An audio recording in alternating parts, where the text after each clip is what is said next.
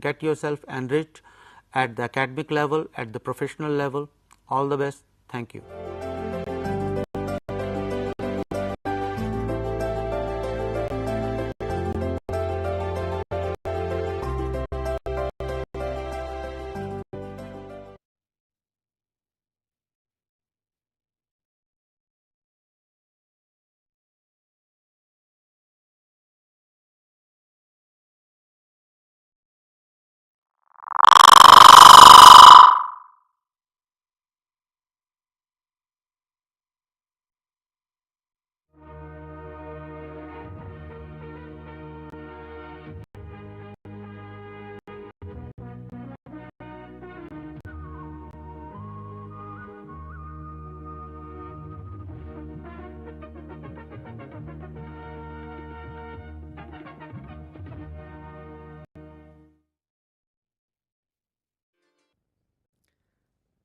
Namaskar friends, I welcome you all in this class of mathematics.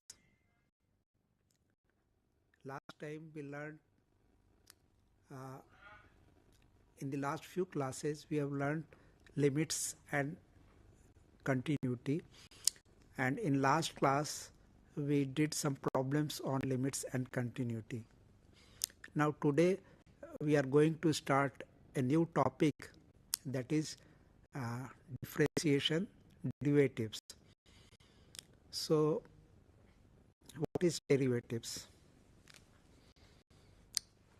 So we will use here the concept of limits in the derivatives also. So suppose a set D is subset of R set of real numbers, and let us define a function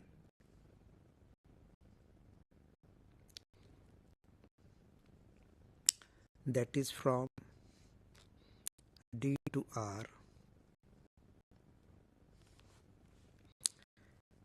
where f is a real valued function.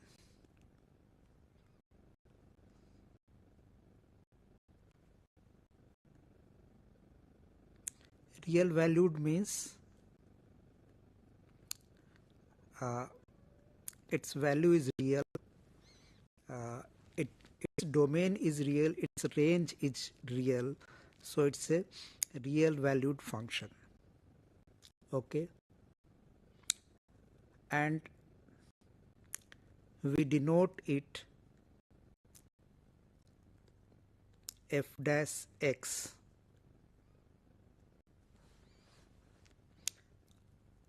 So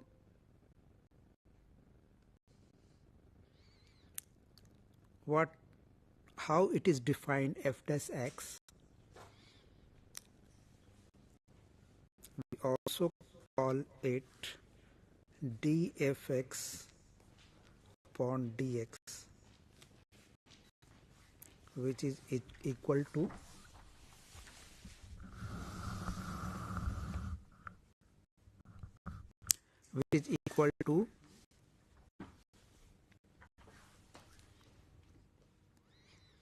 f dash x, and which we define as limit as x tends to any point A. We are defining the derivative of the function at any point A is equal to f a plus h, where h is a small increment. You know, we have used h also in the limits. F a plus h minus f a, it means the difference in the value of function with a small increment h divided by h. So this we call as derivative of function x at x is equal to a. Okay. Now once we have defined it. Let us see its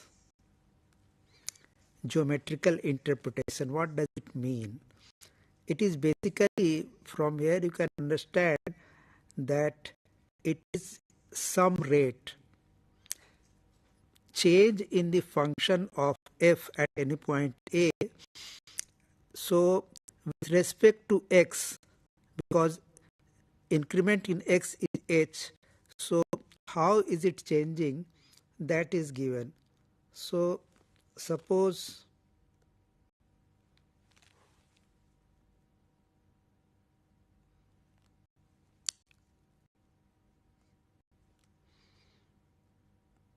there is a function, let us draw its graph,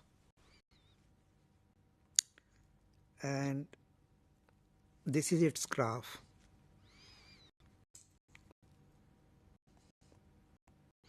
This is a point, let us call it P, and another point, let us call it Q. This is at A, this distance, and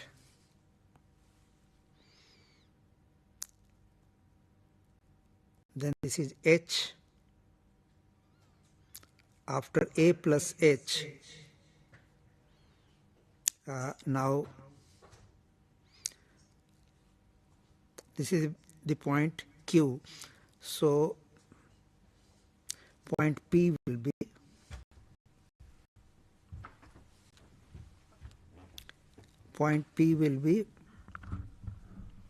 its coordinate will be A and then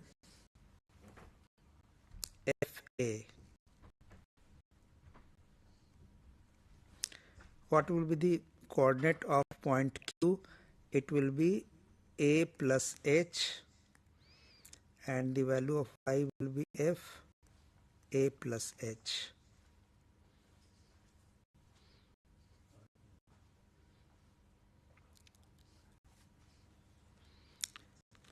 Now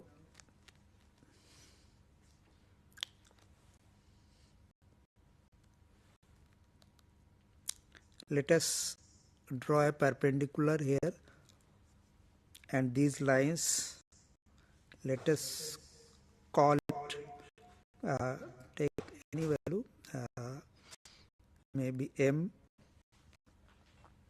and perpendicular to x-axis N, and then here it R perpendicular. If we join P and Q,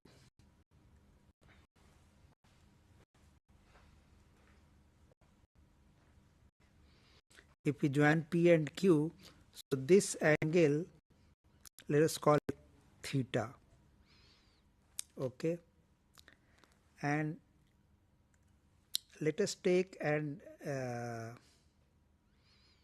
tangent at P.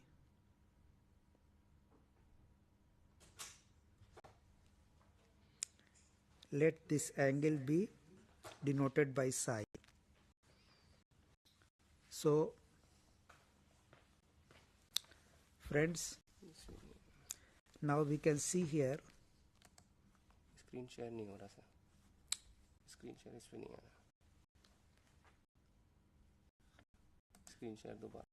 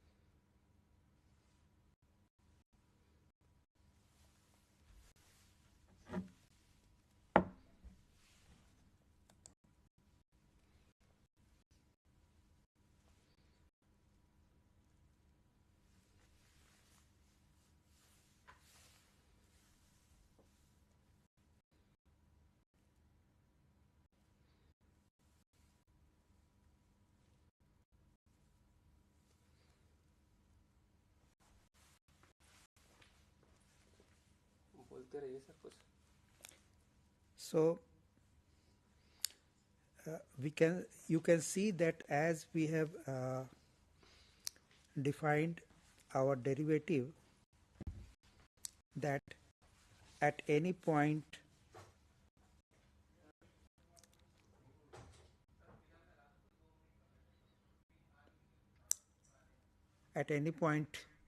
P, its value is that limit if x tends to a at any point a, then the value will be change in the value of function, that is f, that is y, that is we call fx. So if it has an incremental change, that is h, then fa plus h minus fa will be the change when we change an increment h in the value of x. So this is basically rate of change of y with respect to x, that we call dy by dx is derivative at any point a. And if I take tangent at this point a, this tangent will be equal to the same value, because as h tends to 0, the tangent will be coincide with the value of tan theta that I have drawn.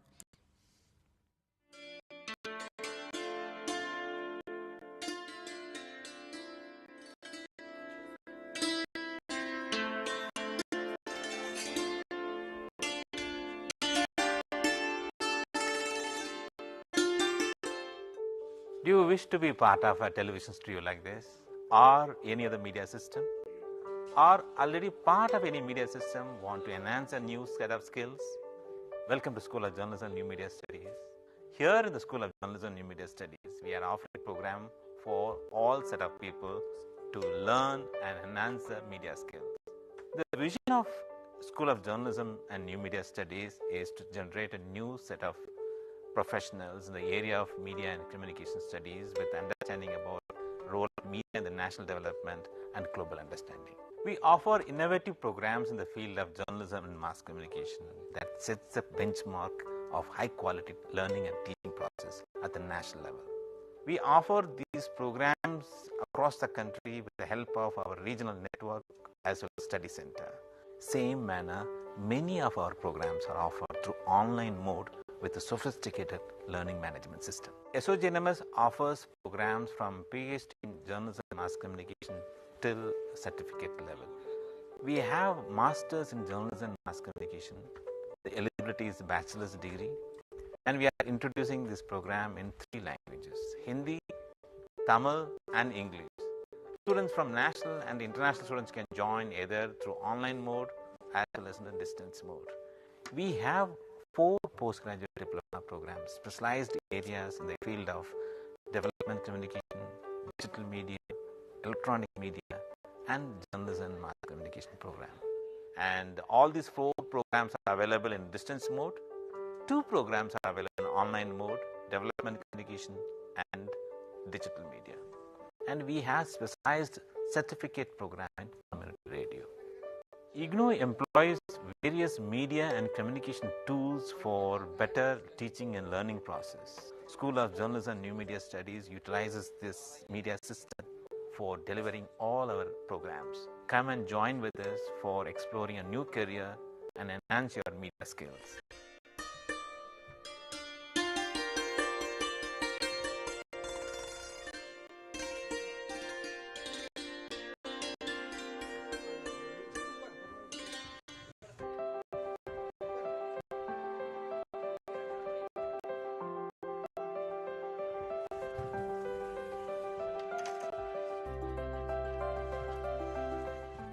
Are you a fresh graduate? Do you want to fulfill your educational aspiration by pursuing higher education in various interdisciplinary and multidisciplinary areas like environmental science, environment and occupational health, philosophy, sustainability science, folklore and culture studies? If yes, the School of Interdisciplinary and Trans-Disciplinary Studies offers various programs like Master's Program, Graduate Program, Postgraduate Diploma, Certificate and Appreciation Program. The school offers 5 Master's Programs. Master of Science, Environmental Science. The eligibility criteria for MSc Environmental Science is Graduate in Science, BTech, BE, Agriculture Graduate, Forestry Graduate and Veterinary Graduate. School also offers Masters in Environment and Occupational Health, Masters in Sustainability Science, Masters in Philosophy and Masters in Folklore and Culture Studies. The eligibility criteria for these 4 Masters program is graduate in any discipline. School also offers various socially relevant and need-based PG Diploma program like PG Diploma in Sustainability Science, PG Diploma in Environment and Occupational Health, PG Diploma in Folklore and Culture Studies and PG Diploma in Migration and Diaspora Studies. The school also offers PG Certificate in Climate Change and Avshist Prabandhan mein Praman Patra. The school also offers 2 doctoral programs, PhD in Environmental Science and PhD in Interdisciplinary and Trans-Disciplinary Studies. The school offers various innovative technologies and multimedia for providing a very excellent student support system. The study material is of high quality. The learner support is provided through Gyan Darshan, Gyan Vani, IRC, Swayam Prabha and Swayam channel of IGNOU. For more detail, please log in to IGNOU website. For online admission in these programs, visit school site and also the Samarth online education portal of IGNOU. So please join this program and fulfill your educational aspirations.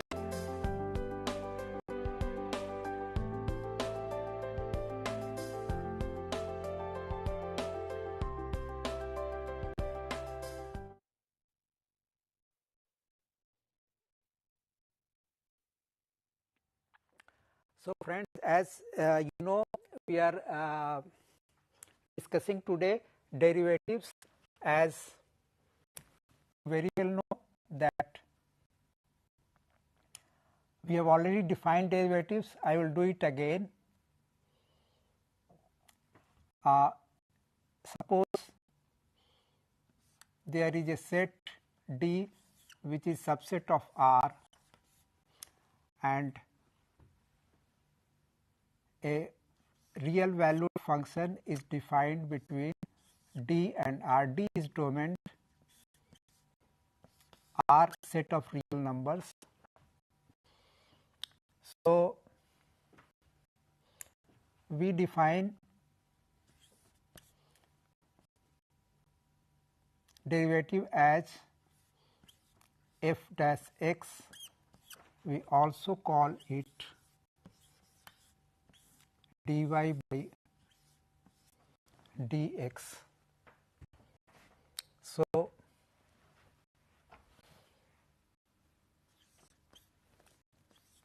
f dash x is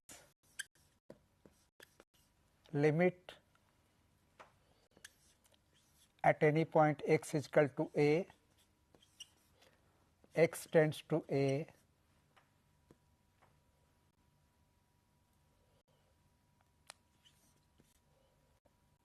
f a plus h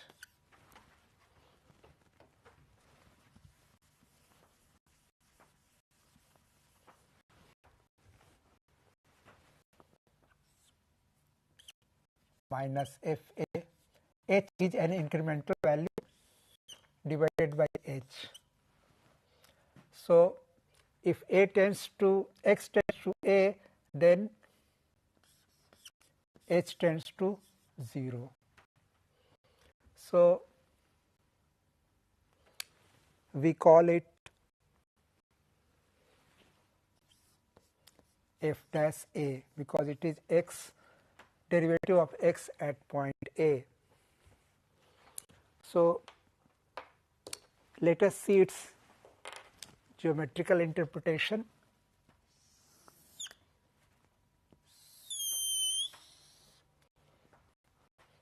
Suppose this is x axis and this is y axis, and a function curve of function like this. Now, this is point P here, let us take perpendicular. So, this is at point x is equal to A, and then after h increment, this is point Q. So, let us take perpendicular from here. Let us call it L, this is M.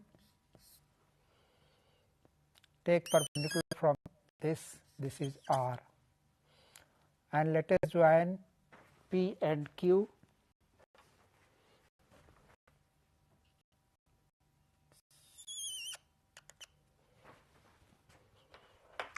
So, this angle is theta. So, according to the definition, limit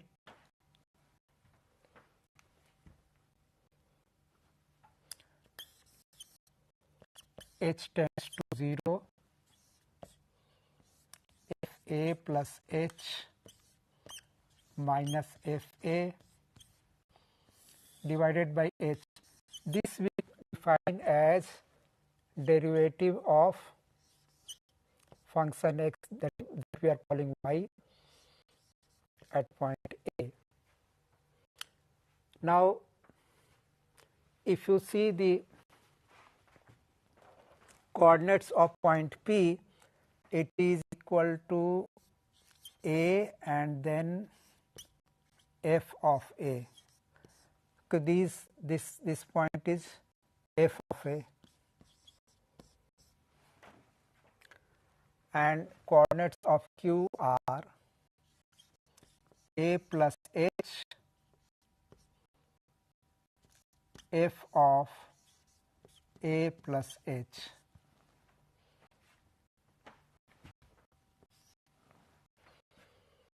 So, this limit, if you see,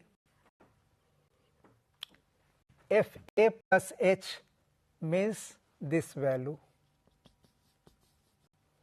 this is f a plus h, this is a and this is a plus h at x axis. So, if we increase an incremental value of h in the x, what is the difference in the value of y, that is function, is given by this. So, this distance f a plus h minus f a, this distance means this distance is in the numerator and denominator h is there, this distance, that is the increment in the value of x. So, increment in the value of y with respect to the increment of in the value of x is called the derivative at point P, and when this h tends to 0, squeeze it, then actually it is the derivative, that is dy by dx, we call it, and if we take this by this is nothing in this triangle, but it is tan theta. So, this is equal to limit h tends to 0 tan theta. Now, let us draw a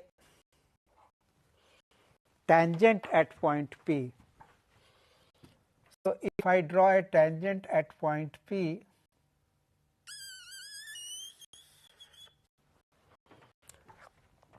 suppose this tangent makes an angle psi with the x axis.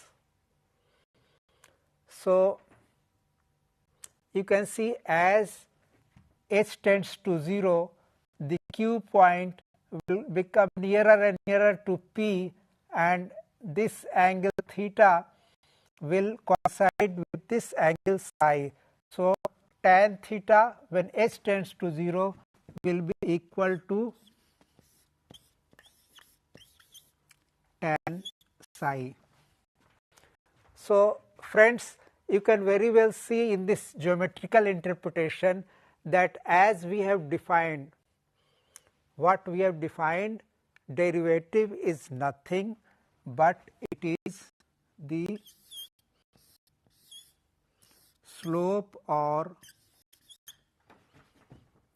rate of change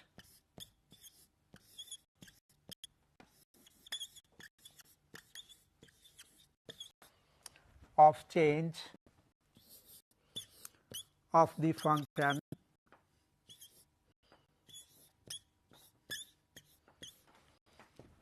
at point A, where we want to find out the derivative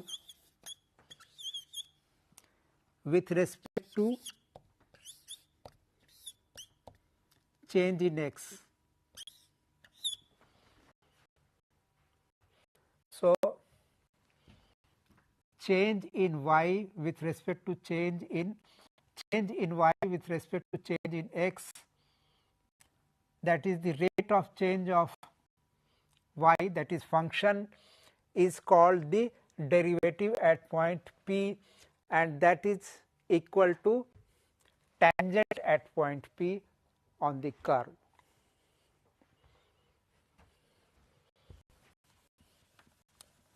So, that is how we define the function and its derivative.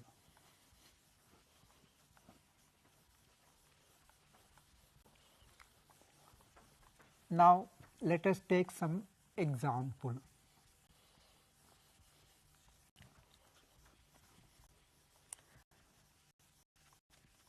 Now, one thing is clear, that to have derivative at any point A on the curve or of the function, then the limit at that point must exist and it should be a continuous function.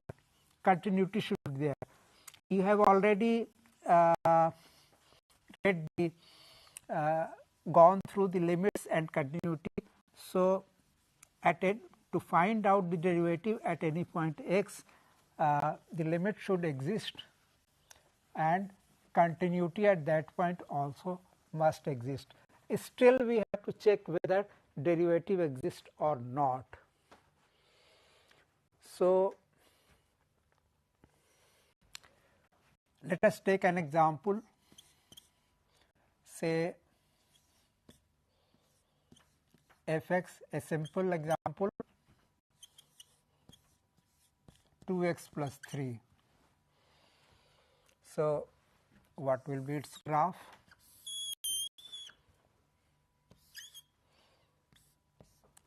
X axis, y axis, y, it means y is equal to fx. Fx equal to 2x plus 3, it means if you put the value x is equal to 0, then f x is equal to 3. So, it is 3 at here. This is one point. This is a equation of a straight line, so it will be a straight line. And if I put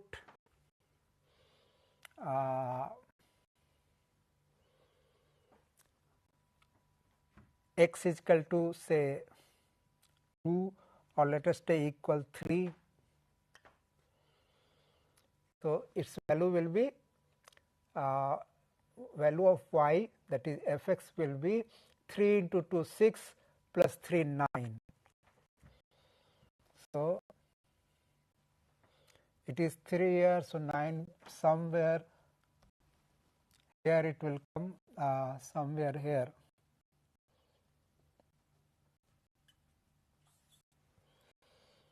If we join these two lines,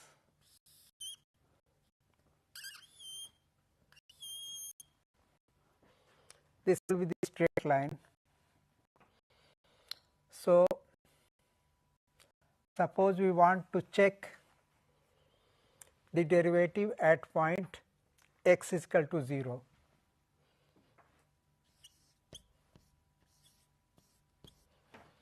So, that will be equal to limit h tends to 0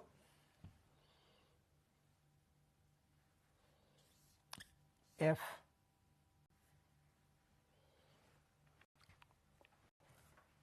a plus h minus f a divided by h. That is how we defined it. So, it will be equal to limit h tends to 0 f a plus h, it means a is 0. So, it will be 0 plus h and 2x plus 3. So, 2 and value of x will be 0 plus h plus 3 minus f a minus,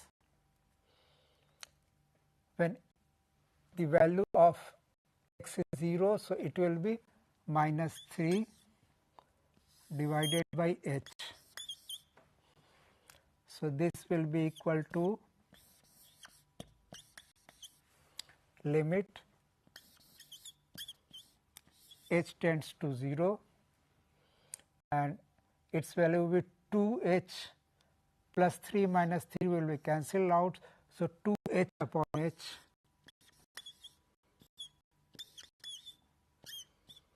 which will be equal to 2.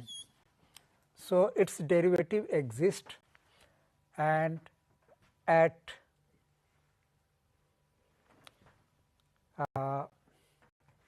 x is equal to 0, its value is 2. So, that is very clear. This is a simple straight line, and the equation of a straight line is y is equal to 2x plus 3. So, here the slope is 2. So, we already know that tan theta is 2 here.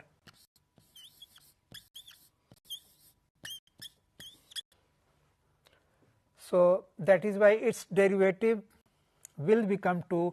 That without doing this calculation, you can say, because we have already found that derivative is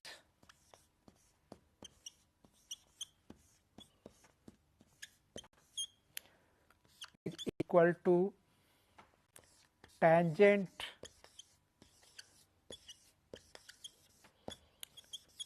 at that point on curve. So, here this is straight line, tangent is throughout constant, and that is equal to 2.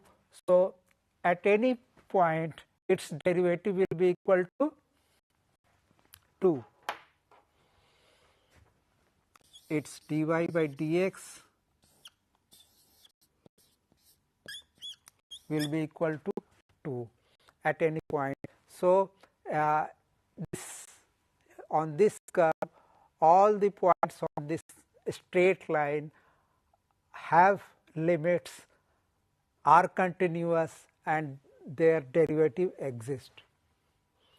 Now, let us take another example.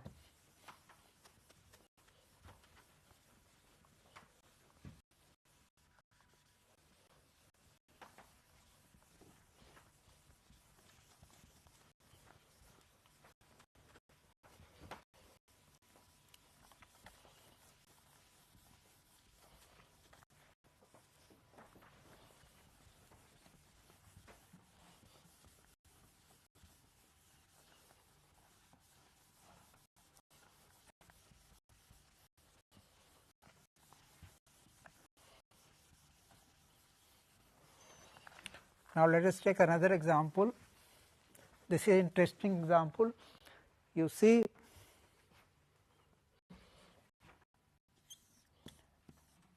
f(x) is equal to mod x. Now, if I take its limit at any point, or let us take limit at the point x is equal to 0. Okay.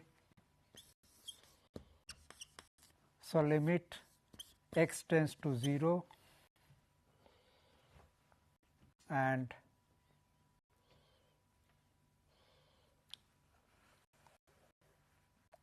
limit of mod x will be equal to left hand limit. I mean, if you approach from left, so it will be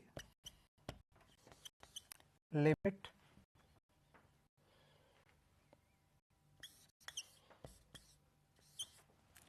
h tends to 0 minus, and its value will be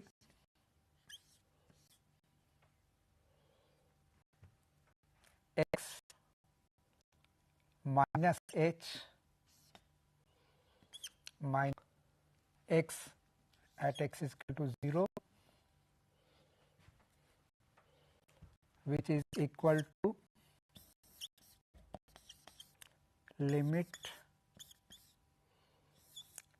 h tends to 0 minus value of a 0 minus h minus 0. So, this will be equal to, since if I take mod of h minus h, it will become h, and it is tending to 0, sorry, it will be because we have already doing it minus, so it will be h will tend to, it is a positive quantity 0 plus, so it will be equal to 0. Now, again if I take right hand limit, it will be limit h tends to 0 plus, and this will be, instead of minus, now it will be x plus h minus mod of x, so which is equal to limit x tends to 0 plus, and this will be mod of 0 plus h minus mod of 0, which will also become 0. So, you can see that left hand limit is equal to right hand limit, and if I take the function, the value of function at x is equal to 0, it will be mod of 0, which will be equal to 0. So, it is also equal to f a. So, limit exists and continuity also exists. So, it is a continuous function. Now, let us find out whether the derivative of this function exists. Its limit exists at x is equal to 0, continuity exists at x is equal to 0. What about derivative?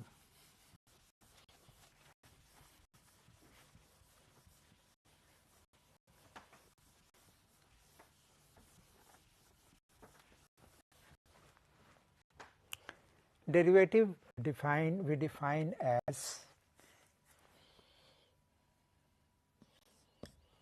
f dash 0 will be equal to limit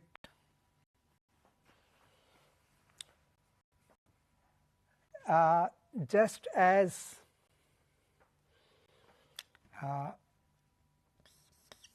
h tends to 0, f 0 plus h minus f 0 divided by h. Just as we defined in limit, left hand limit and right hand limit, similarly left hand derivative and right hand derivative is defined. So, left hand derivative we call it L f dash x is defined as limit and f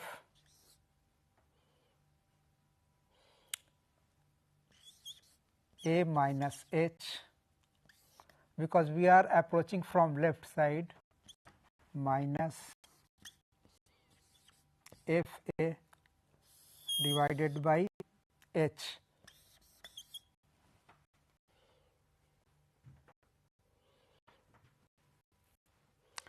Now, similarly, we defined right hand derivative, and this we call as r of f dash x, and it is defined as limit h tends to 0 plus f a plus h minus f a divided by h. Okay. What is the difference between left hand derivative and right hand derivative?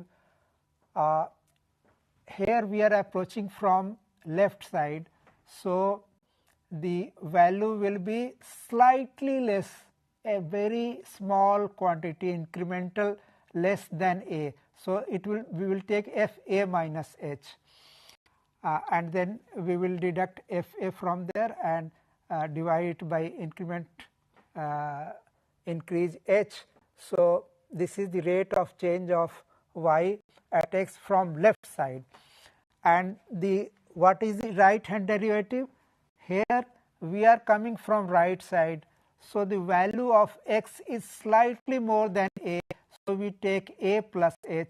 H is a positive quantity in both the cases. So, we are increasing f a plus h, and then we are finding out the rate of change in the value of y with respect to x. This is called the right hand derivative. So, let us check for this function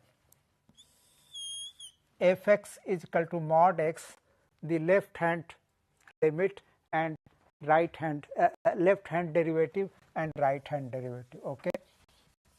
And let us check whether the derivative at x is equal to 0 exists or not.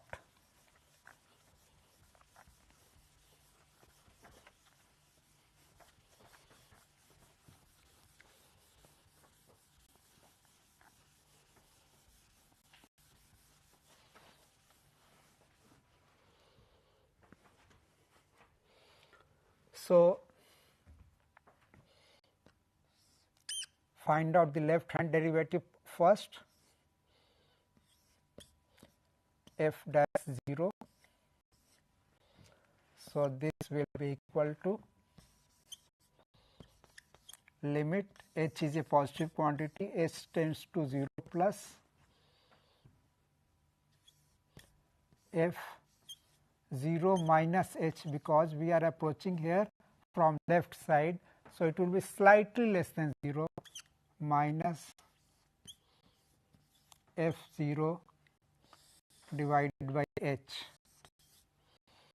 So, this will be equal to limit h tends to 0 plus, and it will be mod, the function is mod x. So, it will be mod 0 minus h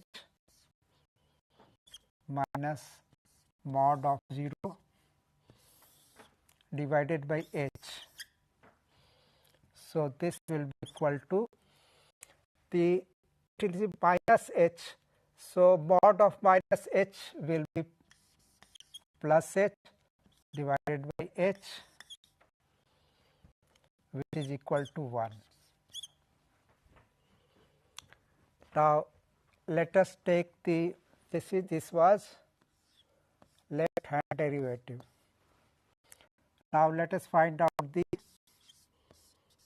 right hand derivative, that is r of f dash 0. So, this will be equal to limit h tends to 0 plus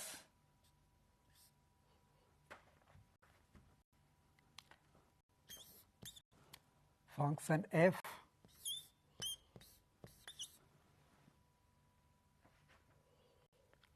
zero plus h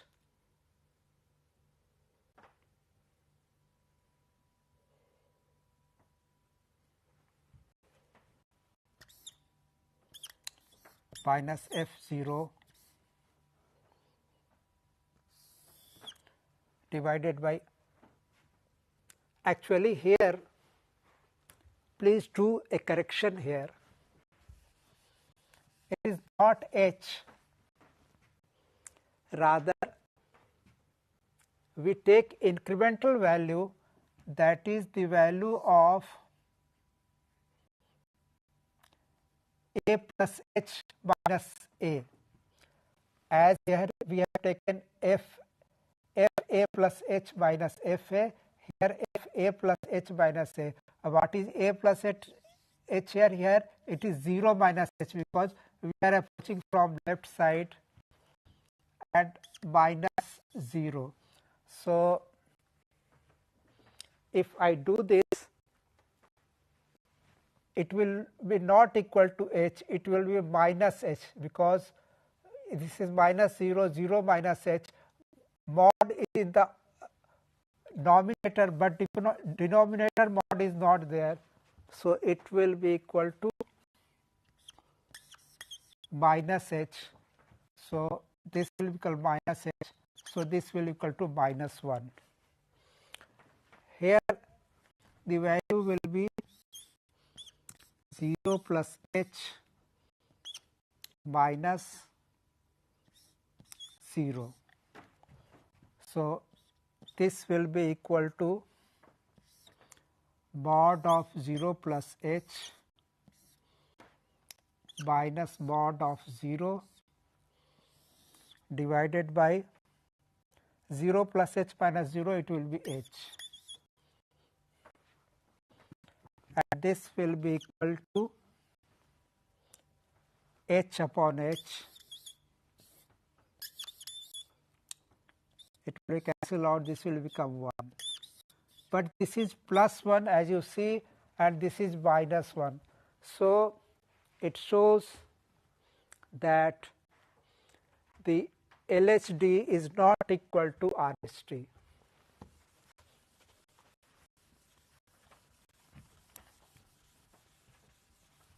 I think it is clear to you its limit exists at x is equal to 0, its continuity also exists at x is equal to 0, and left hand limit and right hand limit is also equal, but the left hand derivative and right hand derivative is not equal. You see, so derivative doesn't exist. So left hand limit, left hand derivative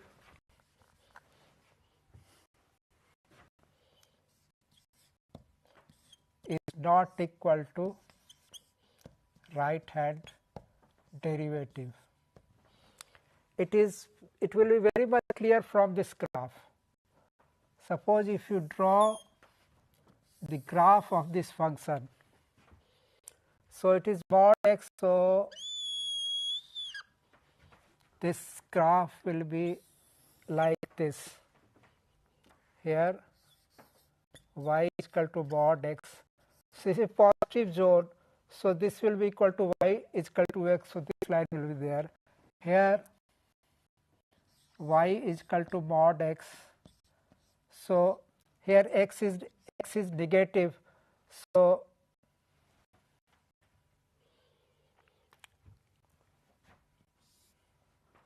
it will not be equal to this, because this will become y is equal to minus x. So here y is equal to x, so it will repeat itself at 0.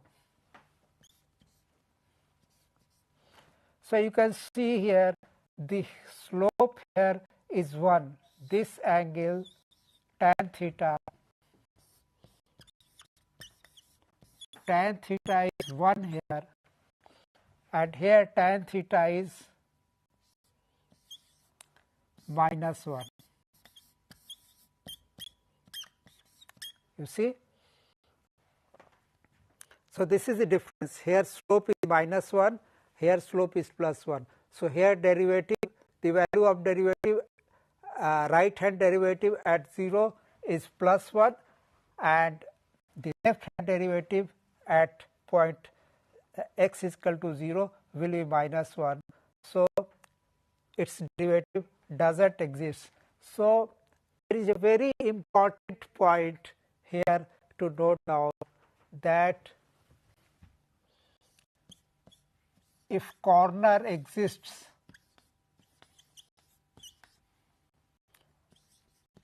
corner or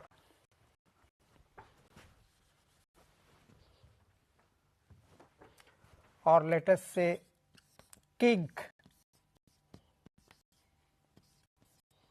exists in the curve,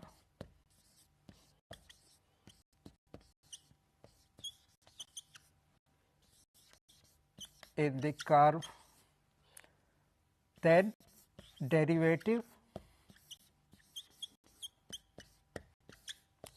doesn't exist.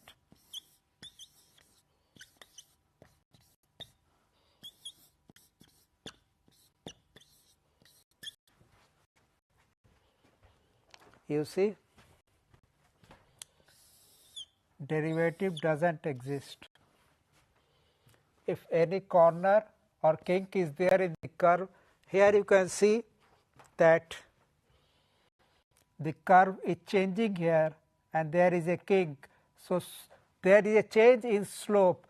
So wherever there will be change in slope, the derivative, left hand derivative at that point, left hand derivative and right hand derivative will not be equal. So the derivative will not exist. So this is a clear cut example where you have seen that. Let us quickly take one more example.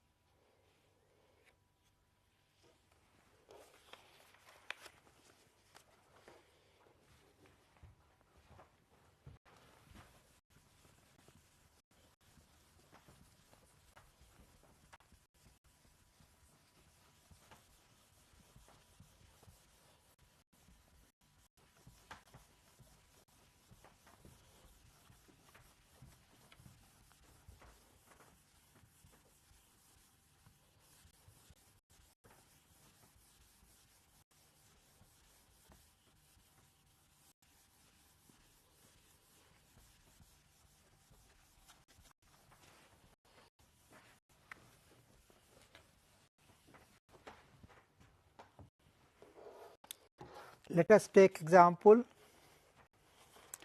fx is equal to 5 plus 2x, fx 5 plus 2x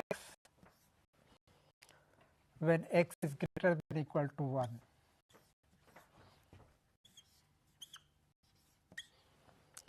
And it is 9 minus 2x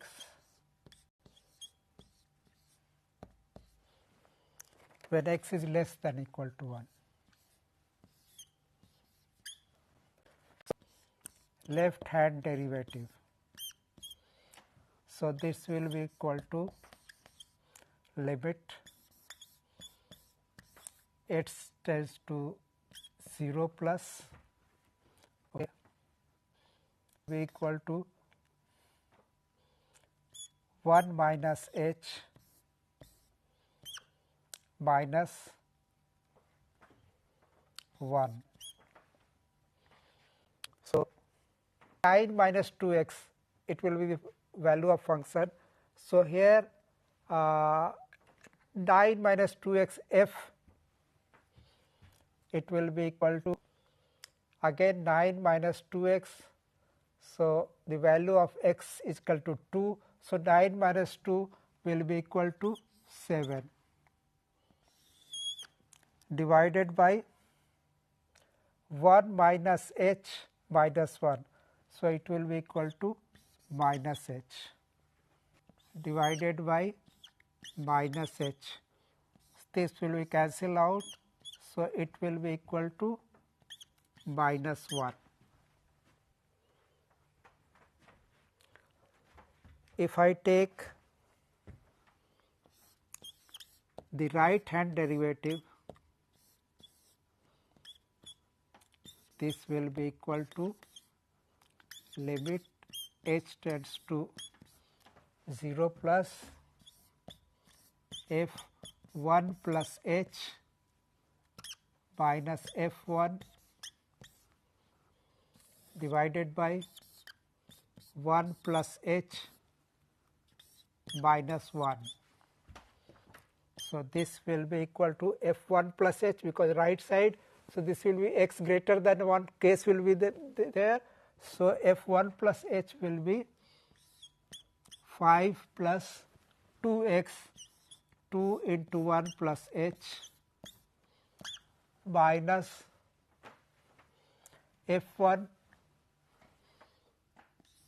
5 plus 2 it will be equal to 7. So, let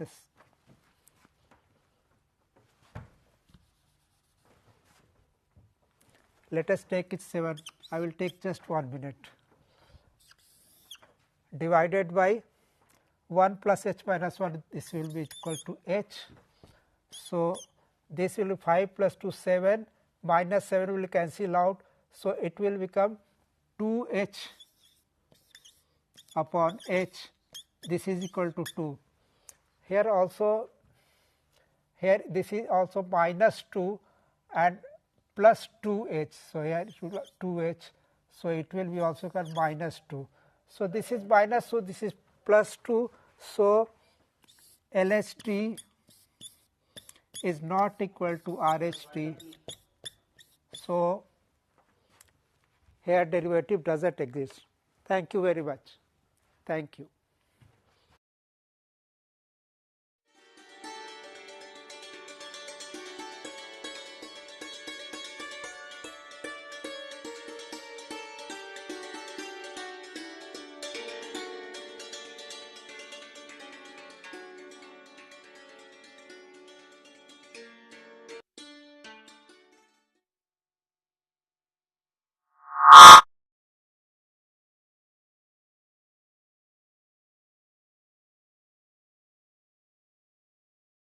So how do you lead with the difference? The unique attributes of the university system through which you're going to go for the management program or any other program is the multiple entry and exit. It provides flexible learning where a learner can learn at its own will and at its own pace.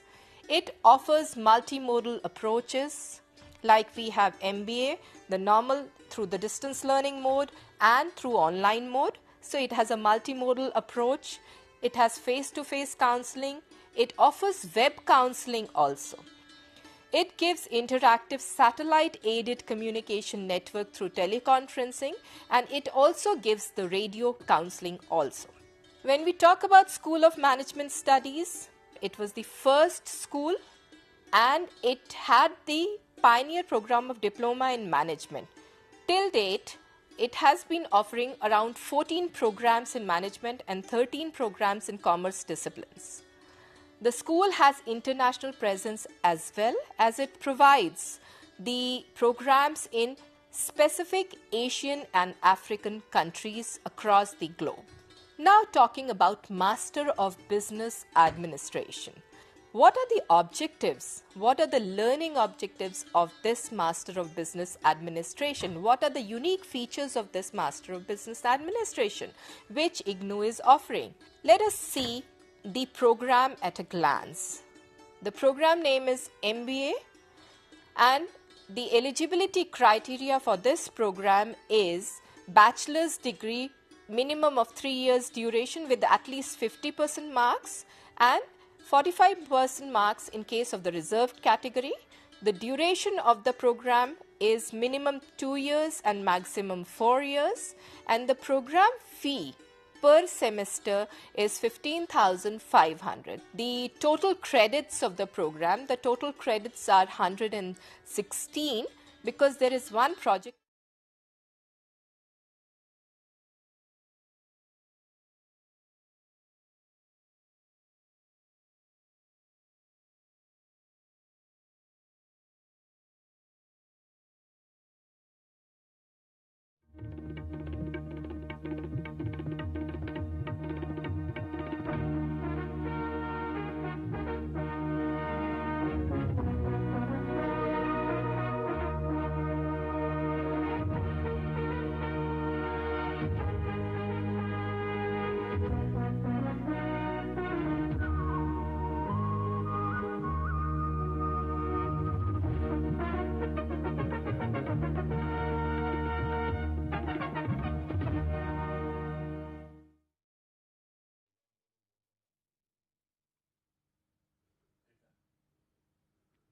Hello learners, welcome to this another session on your program CFDE, that is Certificate in Fashion Design.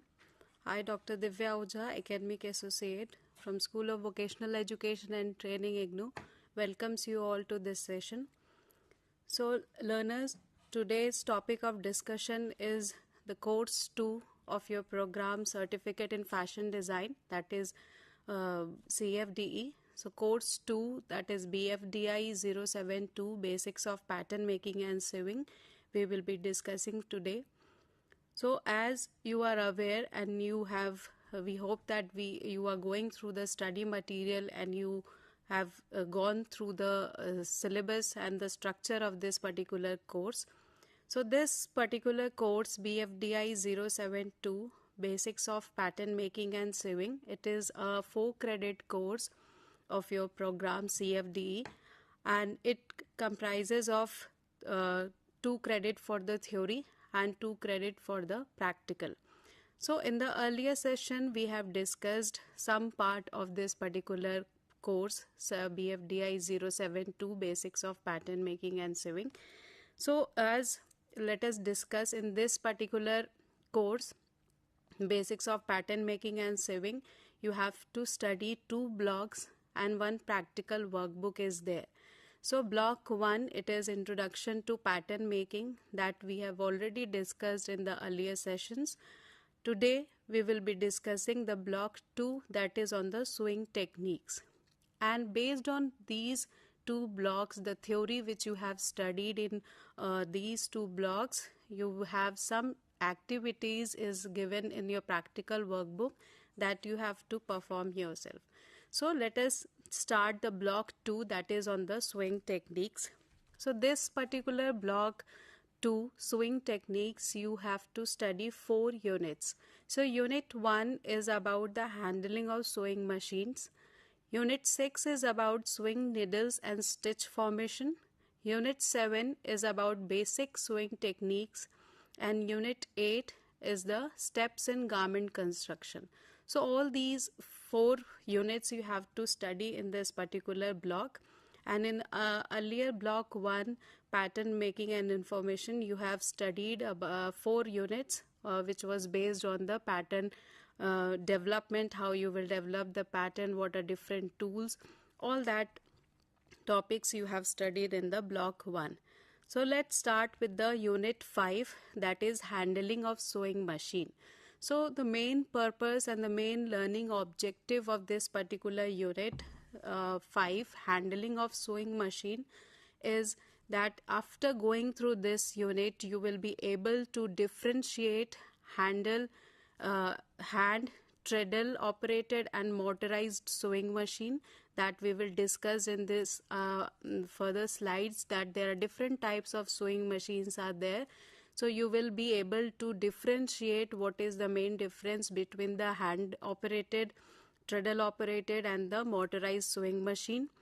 Then you can list and describe the parts of sewing needle, single needle lock stitch machine. So what are different parts of a sewing machine, you will be able to understand, and what is the role of that part you will get to know from this unit. And lastly, you can identify and explain various parts of sewing machine and their function, like how many parts are there of a sewing machine, of different types of sewing machine you will be able to understand, and what are their main function in the garment manufacturing you can understand. So with all these objectives you have to study this particular unit 5, that is handling of sewing machine. So in this unit the main key contents are that you will learn about different types of sewing machine, different parts of a sewing machine, and you will learn the function of different parts or the section which you have studied about the sewing machine, what is their function, how you will use that, what is the use of that particular part or a section of a sewing machine in the process of garment stitching. So there are mainly 3 types of sewing machine we have that you can use for your garment stitching. So first is the hand operated machines, second is the treadle machine, and third is the electric sewing machine. So first, that is the hand operated sewing machine. We all have some seen in our homes, that we have generally in our homes we have the hand operated sewing machines. Then the treadle sewing machine, generally we see it at tailor's place, or somebody who is using the sewing purpose for the professional purpose, they have the treadle sewing machine. The main difference between the hand operated sewing machine and the treadle is that the mechanism is same, but the machine is attached on a table and it is operated with our feet. Instead of our hand, we have to use the feet, and it is attached with a lever and a motor, and as soon as we start moving our feet, the machine gets operated. But in the hand operated sewing machine, which is the first one, we have to use our hand and then we have to stitch. So the main benefit of using a treadle sewing machine is that our both hands are free, and we can use it in a very good way for the keeping the fabric on the machine at a proper place. Then the third type of sewing machine is the electric sewing machine. That is the modern version we have, that it is operated.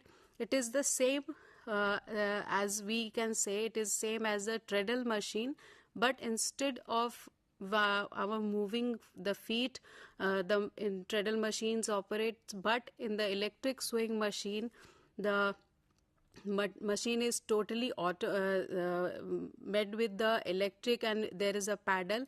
Just you have to press the paddle and the machine will be operated. So these are different types of sewing machine. Then the some common features of all these 3 types of sewing machine, that the mechanism is different, but the features are same for all these three machines. That first there is a balance wheel, then stitch length regulator is there in all the three types of machine, thread guide, needle bar, pressure foot, pressure regulator, hand lifter, tension regulator, feed dog, throat plate, and the bobbin and bobbin case. All these are the common features in these three types of sewing machine. So in the picture you can see and just have a glance that this is how a sewing machine look like, and the features that right now we discussed, it is all mentioned in the picture. Then there are different parts of sewing machine. So basic structure and function of all the sewing machine is same. So it is not different, but the mechanism is different. So the main component are common to all, and there are three major parts which we can find in any type of the machine we are using, whether it is hand operated, treadle or electric. So the main three parts are the machine, table and stand. So we have these three parts common in all the type of sewing machine. Then there are certain sections we see in a sewing machine that all the machines comprises are different. Some sections, such as first section is the upright section. So upright section means the topmost section of the sewing machine. In that we have different parts of the machine which is used, such as the upright section we have the balance wheel. So in the picture you can see and understand the upright section where you see a round circle or the mark which is written as the balance wheel. So that is the upright section of the sewing machine, and on that section we have the part of a machine that is said as a balance wheel. Then the second section is the arm section where the oil guide, spool pin, stitch regulator, all these parts are there. So oil guide is some section or the part is there where we have to put the oil for proper functioning of the machine.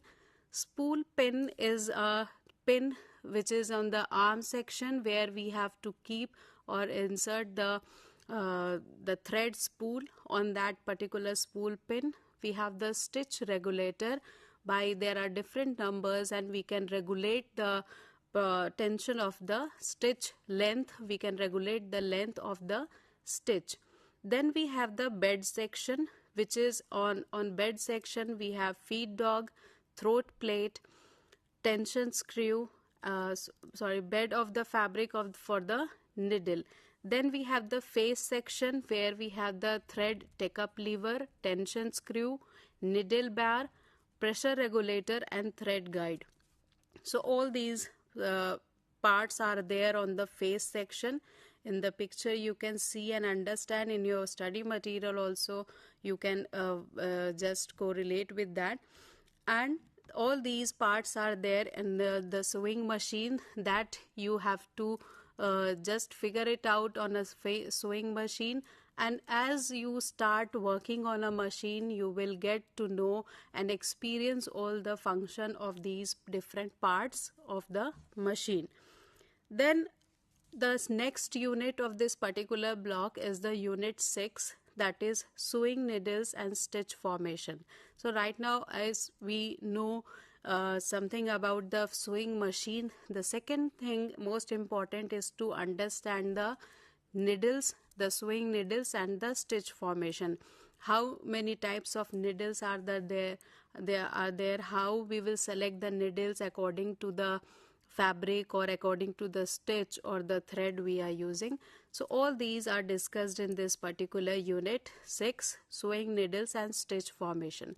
So main learning objective of this particular unit, that after going through this unit you will be able to set up and use a single needle lock stitch machine properly, that we know the basic section and the parts of the machine. So you will be able to set yourself, if you have a machine you can properly set the machine for working on that.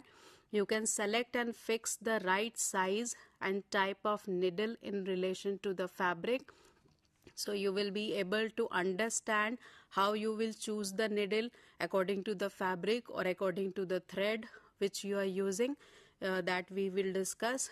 And you can recognize and describe different types of stitch formation, like there are different stitches we have to use for different type of fabric and the stitches according to the design we are developing. And lastly, you can identify and rectify some common sewing problems.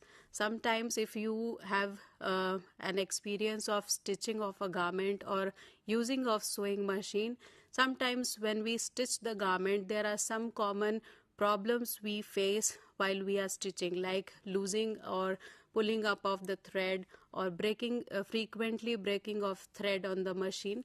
So you can figure out all the problems and you can have the remedies for that problem. So in this particular unit, what topics you will be studying, like function, structure and sizing of needle, that there are different types of needle we have. So you have to understand the structure of needle, what are different functions of that needle, and how you will use which type of size, which size of needle you will be choosing for what type of fabric. Types of needle point, selection of needle thread and stitch, that is very important. Stitch formation, stitch per inch, that we have discussed in this particular unit. Reverse sewing or back tacking, general rules for stitching, stitch tension and common sewing problems, setting up a sewing machine and safety precautions. All these are the key content or the topics which we have discussed in this particular unit. And first let us understand the function of needle. So needle to penetrate the material without causing any damage to it and provide the hole for the thread to pass through so that there is a least amount of abrasion on the thread. So main purpose or the function of the needle is to make a proper hole into the fabric or the material which we are using for stitching purpose without damaging the surface of the material, and make a way for the thread to pass and get the material stitched. So to carry the needle thread down through the material and assist the stitching formation, we need the needle, and that is the main function of a needle. Then when you see a needle, especially we are talking about the machine needle. So there is difference between the machine needle that we use and the hand needle which we use. So we will talk about the structure of a needle. So in the picture you can see this is how a machine needle looks like, and there are seeing a needle we can say that this is just a single steel needle or something which is in the straight form, but there are different sections and proper structure we have of a needle. So first part or the structure that we have on a needle is the butt. But as in the picture you can see the uppermost, the round or shape part of the this particular needle, it is said as the butt of the needle. So butt is a small pyramid at the upper end of the shank. Shank is another part. So it is the shaped end that fits into the needle bar. So needle bar, it is a part on a needle sewing machine where the butt is attached and then needle is inserted into the machine. Second part is shank. It is the upper end of the needle that is held in the needle bar by needle screw. So it is attached on the needle bar with a needle screw. Second part is the shoulder. So this is a section between the shank and the blade. That is the part where the needle tapers down into the blade.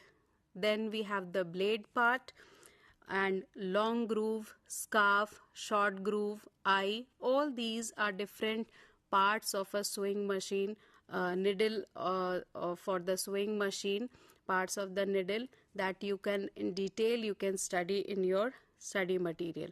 So different types or sections we have of a particular needle.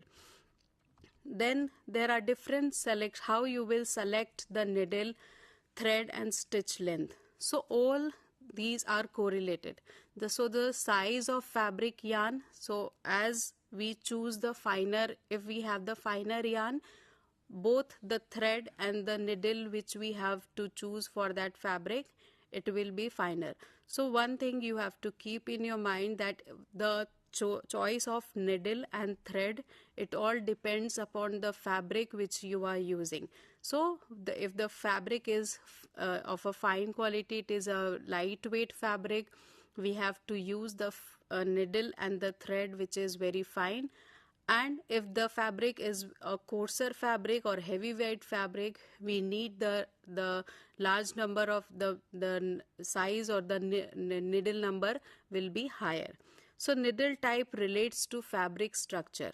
So according to the structure of the fabric, we have to decide or we have to choose the structure of the needle. It's like there are different tips or the points of the needle we have. Like we have the round point needle. So round point needle is generally used for the woven fabric. Woven fabric, like the all types of fabric which we use for the garment construction. Then we have the ball point needle.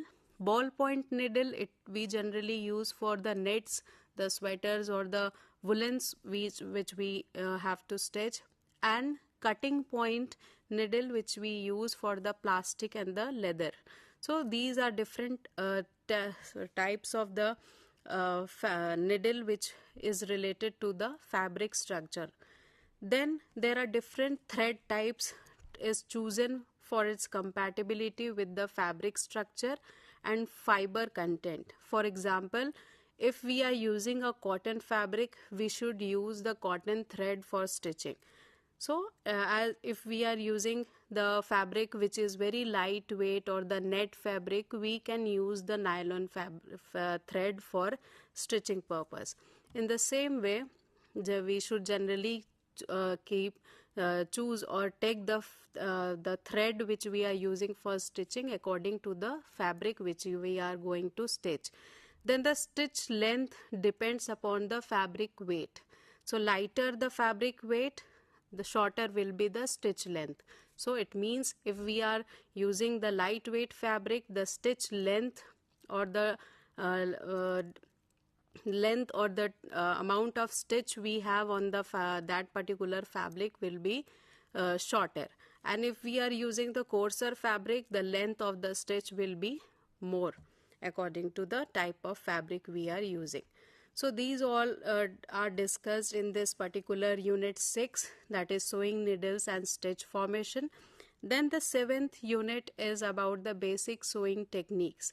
Like there are different techniques we use when we are going to stitch the garment. So in this particular unit, we discuss the basic sewing techniques. So after going through this unit, you will be able to differentiate between the pressing and the ironing and understand the importance of pressing in the garment manufacturing. Like in the further slide, we will discuss what the term pressing means and how we use in the process of garment manufacturing. So next, you can analyze the pressing in relation to fabric and learn the right pressing technique. So there are different techniques we have for the pressing. So you can choose the right pressing technique according to the fabric. You can understand the significance and uses of slashes and notches and understand the application of dart gathers in the garment manufacturing. And lastly, you can follow the right construction technique for the garment. So first, let us see what all topics are there which you have to study in this particular unit 7. So you have to study about pressing, reducing seam bulks, special seam situations, darts. All these topics has been discussed in this particular unit. So let us understand the term pressing. Sometimes we generally correlate the term pressing and ironing. So but there is difference between the term or the process of pressing and ironing. Ironing is just applying the heat directly on the fabric or the garment to remove the creases. But pressing is the application of heat, moisture, pressure to maintain the actual time to give shape, mold or crease on the fabrics, garments or the garment part into the geometric forms. So in ironing we generally have the heat, but in the pressing we can have the heat, moisture or any kind of pressure to make the fabric or the garment or garment part into the shape or the to give it a proper shape. So pressing is done for making the fabric smooth or to give the perfect form. So this is the main purpose or the definition of the pressing. So as we know, the main purpose of pressing is to remove creases, to set the shape of a garment, to shrink away fullness, to make it neat and the smooth and clean. So all these topic we have discussed, and there are different types of pressing. We have under pressing and top pressing. So under pressing is generally done before the garment is manufactured, and top pressing is done after the manufacturing or the garment is stitched. So learners, all these topics are we discussed today of 3 of the units of this particular block 2. Sewing techniques, we discussed about different sewing machines, we discussed about different stitch formations and the needles, and we discussed about basic sewing techniques.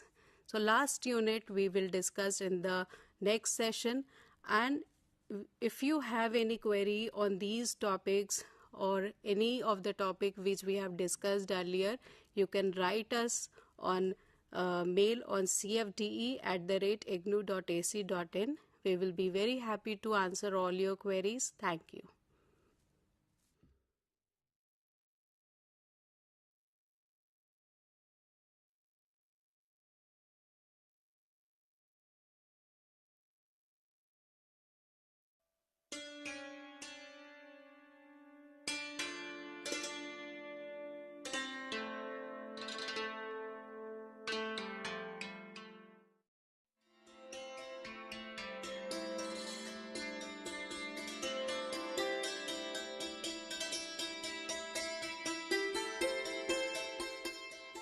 पहाड़ों पर जाना किसे पसंद नहीं। इस तरह के पहाड़ तो आपने देखे ही होंगे। चलिए आज आपको विशेष प्रकार के पहाड़ों की सैर कराते हैं। ये हैं कूड़े के पहाड़, जिनके बोझ तले दुनिया दबी जा रही है। इन कूड़े के पहाड़ों में हैं हमारे घरों, कार्यालयों, उद्योगों से निकलने वाली बेकार की वस्तुएं, जैसे इस्तेमाल किया हुआ कागज, फटे कपड़े, पुरानी लकड़ी, धातु, कांच के सामान, सब्जी फलों के छिलके, पुराने मोबाइल, लैपटॉप इत्यादि। कूड़े के ये पहाड़ न केवल शहरों में बल्कि गांव में भी पाए जाते हैं। अपशिष्ट की बढ़ती हुई मात्रा और इसकी विषैली प्रकृति हमारे पर्यावरण और स्वास्थ्य को नुकसान पहुंचाती है। कभी सोचा है इसका निपटान कैसे होता है, या क्या होता है इन कूड़े के पहाड़ों का? कैसे हम इस समस्या से छुटकारा पा सकते हैं? इन सभी प्रश्नों का उत्तर देने के लिए इंदिरा गांधी राष्ट्रीय मुक्त विश्वविद्यालय अपशिष्ट प्रबंधन में प्रमाण पत्र कार्यक्रम प्रस्तुत करता है। यदि आप नगर निगम में कार्यरत हैं, सैनिटरी इंस्पेक्टर हैं, अपशिष्ट प्रबंधक हैं या अपशिष्ट से जुड़ी हुई परामर्श सेवाएं, अनुसंधान या विकास कार्य करते हैं, तो ये कार्यक्रम आपके लिए सर्वोत्तम है। कार्यक्रम की न्यूनतम योग्यता है 12वीं उत्तीर्ण और इसे 6 महीने में पूरा किया जा सकता है, या अधिक से अधिक आप इसे 2 साल के अंतराल पर भी पूरा कर सकते हैं। कार्यक्रम में शामिल है स्व शिक्षण पाठ्यक्रम सामग्री, ऑडियो वीडियो संसाधन और विभिन्न माध्यमों से शिक्षण की सुविधा। तो फिर देर किस बात की, चलिए समस्या का नहीं समाधान का हिस्सा बने। अपशिष्ट प्रबंधन में प्रमाण पत्र कार्यक्रम में दाखिला लें। हम आपके स्वागत के लिए आतुर हैं। अधिक जानकारी के लिए देखें www.ignou.ac.in। धन्यवाद। Then only we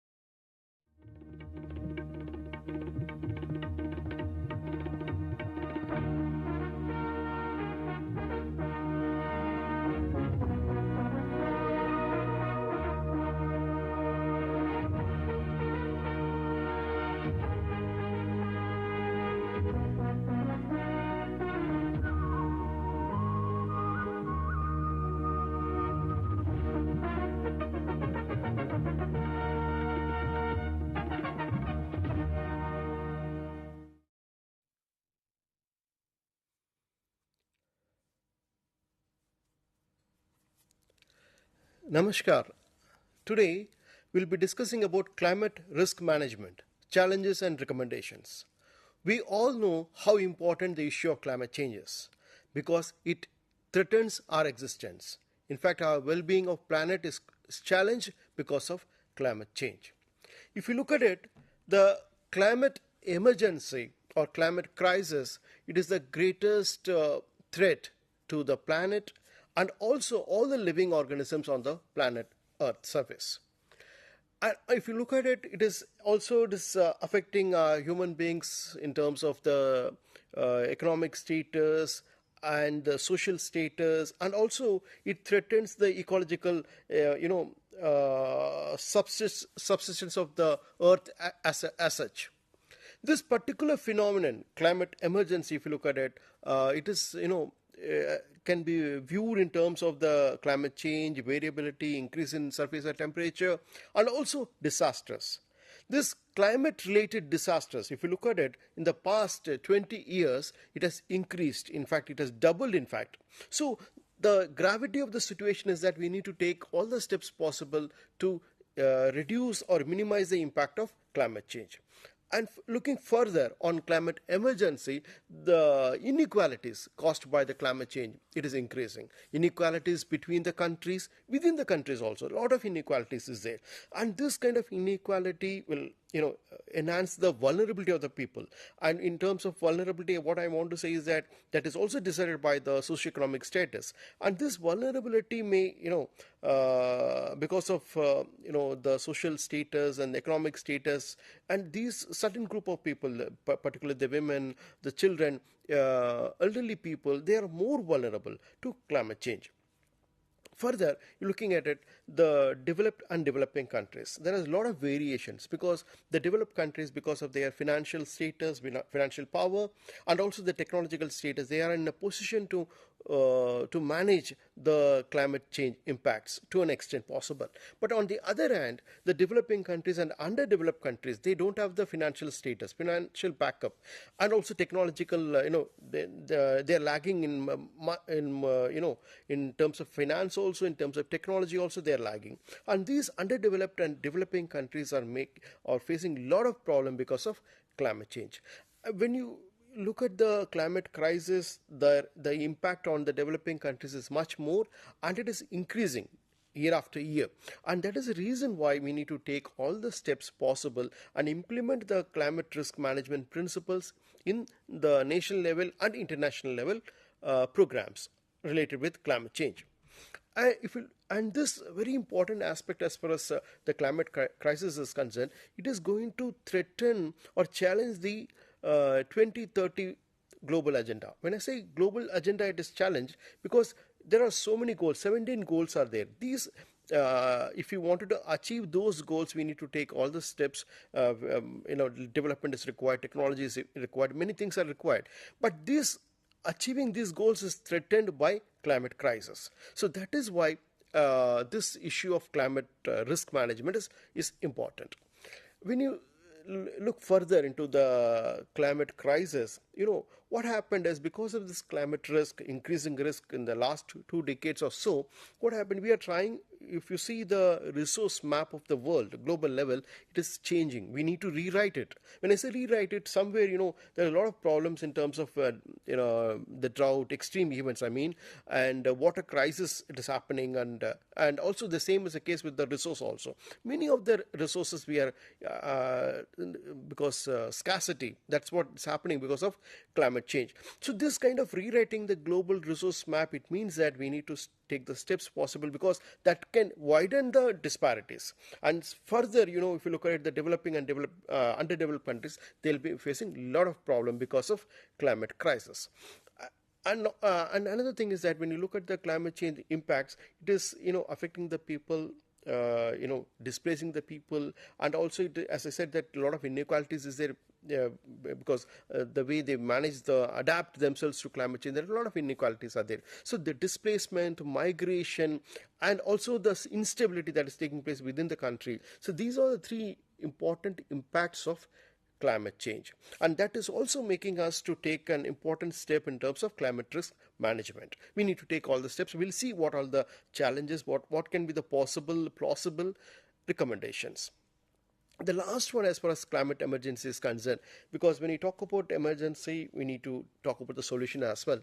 So when you talk about the solutions, the best thing is that we need to switch over. A kind of a transition is required. When I say transition, I mean, because what is the main cause of climate change? Because if you look at it, there are few sectors that are highly responsible for causing climate change. One important sector is the energy sector, agriculture sector, transportation sector. So these are the very important sectors. So a lot of changes is required in these sectors so that a transition will be possible. When I say transition, for example, energy transition, what I mean to say is that we need to switch over from the fossil fuels to renewable energy sector. So that is called energy transition. The same is the case with the transportation sector also. We need to go for more of electrical vehicles or renewable energy sources so that the impact of the fossil fuels can be reduced.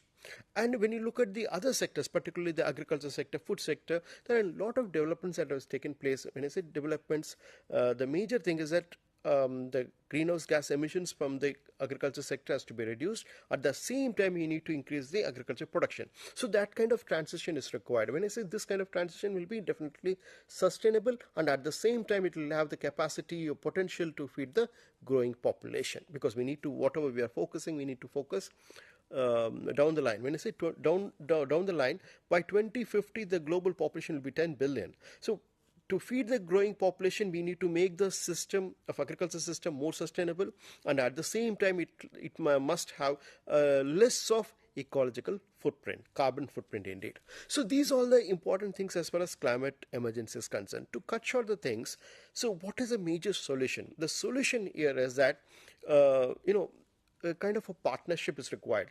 When I say partnership between the what you call the state actors and non-state actors, and collective action is the second important point. Third important point as far as the solution is concerned is the leadership, political leadership. So these are the important factors that has to be factored in. And that in that way, definitely what is possible is that we can adapt ourselves to the changing climatic condition, and at the same time we will be taking all the steps possible to reduce the impact of climate change. So this is the solution in front of us. The second important aspect as far as the solution is concerned is that the risk management. When I say risk management, it should be very prudent. Prudent means when you take into account the leadership or the role of the state actors and non-state actors, what kind of leadership role it is required. So when you talk about a leadership role at the nation level, there's a different kind of paradigm is there. At the local level, it's a different kind of paradigm, and at the global level, it's much more different. So at all levels, a kind of risk management should be very prudent. When I say prudent, so we need to take all the steps possible to minimize the negative impacts of climate change, and at the same time we need to be prepared to any kind of eventualities. See, for instance, some kind of things can happen in the past 3 or 4 years. If you look at it, the major thing is the COVID pandemic, and this kind of pandemic we must be prepared for it. That is the reason why the leadership is the most important thing, and for that to happen, education, capacity building, and so on and so forth is required at the leaders level as well. So this prudent risk management, that will be having, the focus will be on the impacts, minimizing the impacts, and at the same time, in kind of any kind of emergency, if it is taking place, that also has to be managed properly. So this is what the solution is. So in order to manage the climate risk, what we have is that these two are important things: prudent risk management, and the other one is the leadership, political leadership, and also collective action. So these are the things. So to go further, let us see one by one what are the challenges in front of us to climate risk management. So when you look at the challenges, there are many challenges. The most important challenge as far as the climate risk management is concerned is, if you see, the kind of impacts because of climate change is increasing. For instance, the major thing when you look at the climate change, the major impact is the occurrence of cyclones, flood, droughts. There are many kind of, even the extreme what you call weather events like heat waves or cold waves and wildfires. These are the extreme events that is taking place because of climate change. One by one, if you look at it, the cyclone, the impact of cyclone we have seen. Particularly across the globe, if you see, the impacts are increasing, and we are unable to minimize the damage because of cyclones. And if you look at it, through modeling studies, we have come to know that if the climate change or increase in surface air temperature, if it is more than 2.5 degrees centigrade, what kind of impact it can have, in terms of the occurrence or in terms of frequency of cyclones, it will be doubling it. So that way, this cyclone intensity and the frequency, it is very well related with climate change, climate variability. So that is the foremost important impact of climate change. The second important thing is the floods. So when you talk about floods, it's a very interesting thing, because what they have predicted through modeling studies, they have predicted even if there is a 1 degree centigrade increase in global surface air temperature, the extreme events, it will be increased by 7%. It's a huge thing, 7% that will be increased because of the extreme precipitation events. This will cause drastic effect on the system, urban system or a rural system. Why? Because think about the floods in the European environment. Think about the floods in urban areas, Sikkim. So in many ways, if you look at it, it is occurring. The number of the flood events that is increasing, and at the same time intensity is increasing. And this is because of climate change. So this is the second impact, flood. The third one is the droughts. Very interesting thing is that because of climate variability, the frequency and occurrence of this particular drought phenomenon, that is increasing, and in that way, modeling studies have predicted that perhaps by end of down the line, if you see by 80 years, the number of people affected by drought will be increased, and it will be doubled. So look at it, the kind of impact that is we are going to expect because of climate change. So these are the three impacts. Further, if you look at it, there are many more. One is the wildfire. When you talk about wildfire, if you see, that is increasing in many parts of the world, wildfire. And because of the climate change, what happened? The occurrence, what you call the period of occurrence, that will be increasing. It will be more than 3 months. So because of climate change. So this is the fourth important impact. The fifth important impact is the extreme events, heat waves. So because of the heat waves, if you look at it, what is predicted is that by the end of this century, because of the heat waves and extreme events, more than 1.2 billion people will be affected.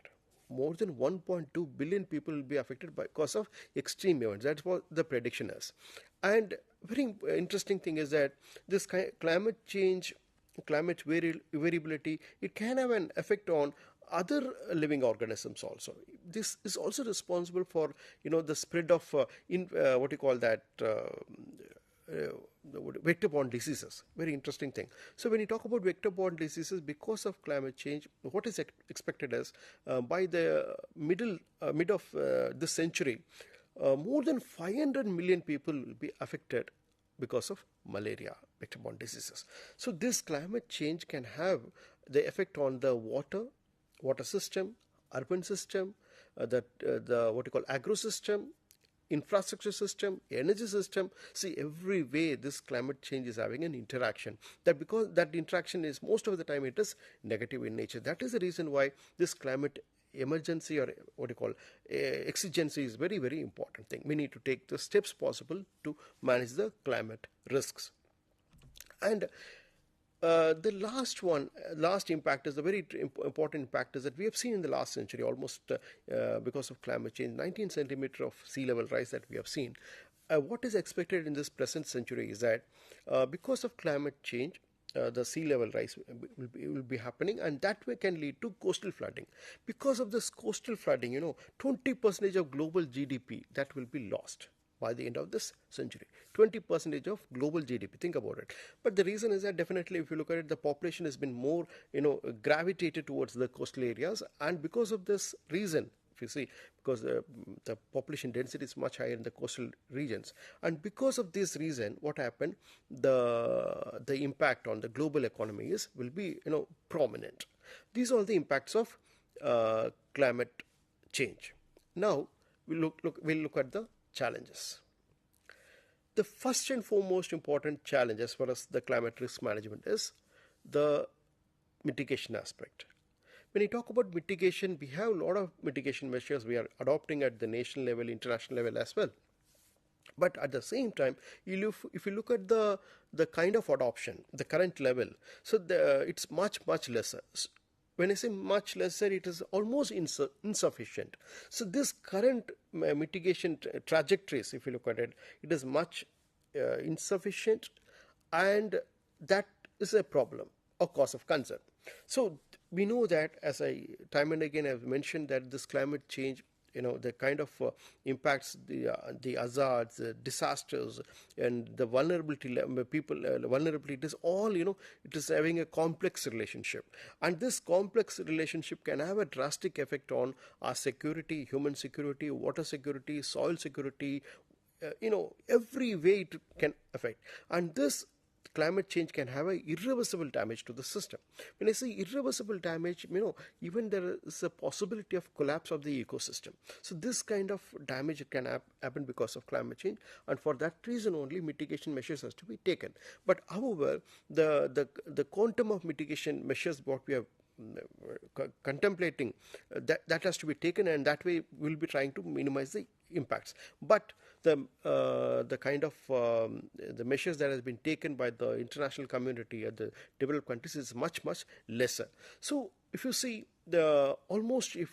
since the mitigation measures have been very less, so almost what we are moving towards a trajectory wherein we can expect the temperature increase to an extent of around 2.5 to 3 degrees centigrade by the end of the century. That's what modeling studies have been mentioning. But however, we are, as per the Paris Agreement, we will be taking all the steps possible to keep the increase in surface temperature well below 1.5 degrees centigrade. We will be taking all the measures possible. For that reason, this mitigation measures that we need to take, sufficiently. Sufficiently, when I say sufficiently, it should be very proactive in nature, and also in all of our programs, it has to be the bottom line or the core of the government programs, international programs should be, the core should be mitigation. And second is the adaptation. So when you talk about adaptation, it's a very interesting thing, because the kind of change, the rapidity it is taking place, it is much faster, and for that, along with mitigation, we need to take into account the adaptation as well. When you talk about adaptation, some kind of what is it called blind planning. When I say blind planning, so we know the risk without quantifying the risk, without knowing the gravity of the situation. If we go for the planning, it can lead to maladaptation. So that is the most important problem that we are facing now. So maladaptation has to be reduced, minimized. The second important aspect as far as the adaptation is concerned, that because adaptation requires a lot of money, investment is required, and that quantum of investment that is required for the adaptation, that is very less. So we need to increase the investment portfolios also as far as adaptation is concerned. The third important thing is that as far as the adaptation measures are concerned, we need to look at the attribution studies or the risk analytics. We need to do it. So we need take into account the risk analytics. Will be in a position to figure out which sector will be affected by climate change, more prominent one. The second one is what will be the quantum of damage. The third thing is that what are the measures we can figure out, or we can chart out, so that we will be in a position to minimize the risks. So that is this is called as risk analytics. So this is a very important part as far as the adaptation is concerned, and of course investment is equally important thing. So third important challenge is when you talk about climate change, it's a very long-term phenomenon, and for long-term phenomenon, many of the impacts are also long-term in nature. For example, sea level rise is one important impact. The second one is ocean acidification. It takes a lot of time to even to understand, or in other words, to quantify the impact, ocean acidification or sea level rise. But this kind of long-term impacts has to be factored in our programs, or in other words, planning exercise. We need to focus, or we need to factor in. Unfortunately, we have failed to account for this kind of long-term impacts, and this is causing a lot of hindrance in our planning exercise. And also, if you look at it, because we are in fact underestimating the what is it called, the cost benefits of rapid climate action. We are underestimating because we haven't factored in the long-term impacts like sea level rise or even the ocean acidification. There are many impacts that we can it takes a lot of time to gauge it. So that is the third important challenge. So we need to take into account the long-term impacts, and also residual analysis we need to do it. Risk-based analysis we need to take into account, because whatever the extreme events, climate change we are talking about it, because it can have a drastic effect on the economy, local economy, at the individual level also livelihood. It can affect the livelihood security, their income generation capacity can be affected, and if you look at it at the global level, global economy also, it will be affected because of climate change. So this is all aspect has to be taken into account. The fourth challenge is the investment, because the bottom line is that whatever we are talking about, the mitigation or adaptation, the bottom line is that investment is required, and second is the technology for both mitigation and adaptation is required. So for this to happen, we need to take most active steps. So when I say most active steps, for instance, if you take the sector like financial systems, they must understand the risk involved in climate change, and whatever the instruments they have it, they need to factor in these kind of impacts, climate related risks, how much it is, what will be the value of their assets in the era of climate change, what will be the value of financial assets in the era of climate change has to be quantified. So that way, what happened, their sector, financial sector also can be better manage the climate risks. And also, if you see some sectors like energy sector, food sector, agriculture sector, so they are very prone for the climate impacts. Insurance, I forgot about the insurance sector also. So insurance sector, pension funds. So these financial instruments also has to be taken to account. They has to factor in the potential impacts of climate change. This is one challenge. Then the next challenge, as far as the climate risk management is concerned, is the climate change, variability, extreme events. It is altogether what it happens is that it is increasing the inequalities, and because of these inequalities, the vulnerability also is increasing. So that has to be taken into account very seriously. And the other kind of thing is that the climate finance, and also the last one is the loss and damage fund. Probably in the Dubai COP28, there will be a proper framework for loss and damage fund. This particular fund is very important, because that is going to help the developing countries and underdeveloping countries in terms of the financial support.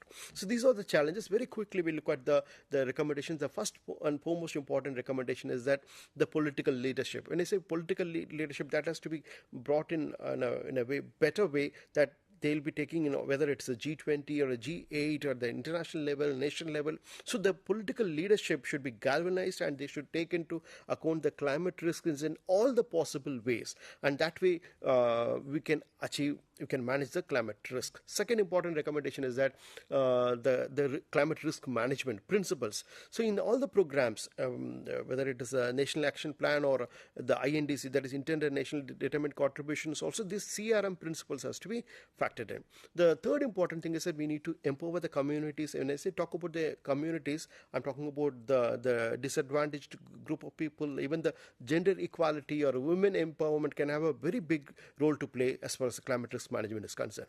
The fourth recommendation is that the infrastructure system, whether it's a food, energy or transport infrastructure system, that should be more resilient in nature. For that, a lot of investment has to be given these kind of infrastructure systems. And the fifth recommendation, as far as the climate risk management is concerned, we need to look at the financial mechanisms. Climate finance is equally very important thing. A lot of steps, a lot of discussions, a lot of negotiation is taking place at the global level. Hopefully, in this year, the COP28 Dubai, lot of you will be finding tangible results in terms of in the climate finance issue. And the sixth recommendation is that whatever we are talking about, whether the climate science or it should be evidence-based, and second is that it has to be effectively communicated to the people so that they will be taking the adaptation measures at their level. And the second important thing is that they should be well informed and sensitized. When I say well informed and sensitized, they should understand the gravity of the situation, and also once they understand the gravity of the situation, definitely their actions also will be much prominent, and it will be effective. And in that way, what happened, these climate risks also can be managed. And to conclude that the most important thing as far as the climate risk management is concerned, the collective action, political leadership, and climate finance, in addition to the prudent risk management, it is the solution for this problem of climate risk management. Thank you very much.